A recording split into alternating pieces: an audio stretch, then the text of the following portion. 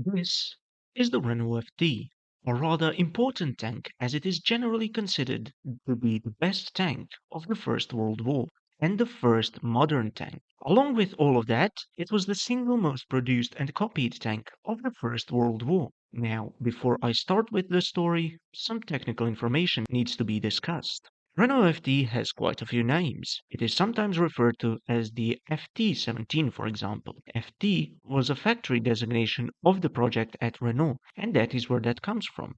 As far as the right name goes, Renault FT seems to be the one. So, on to the story.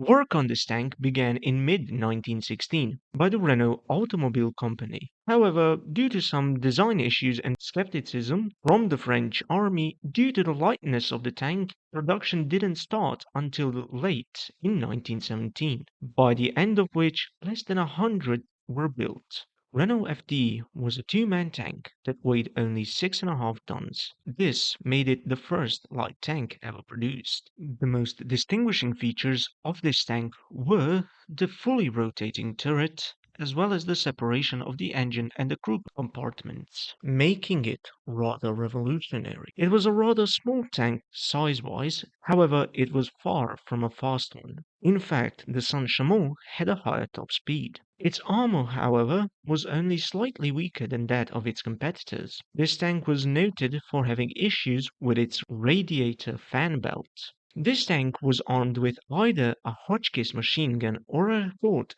37mm gun, though there were some that were upgraded in the 30s to use the Ribel machine gun. The first time this tank saw combat was on the 31st of May 1918 during the Third Battle of Aisne, where 30 Renault FDs successfully broke up a German attack. This tank, however, would start to shine in the Hundred Days Offensive as the war turned into one of movement, earning it great fame and the nickname of the Victory Tank. Despite Britain building the first tank, Renault FD would steal the show, becoming the single most exported tank of its time, and it would be copied quite a lot.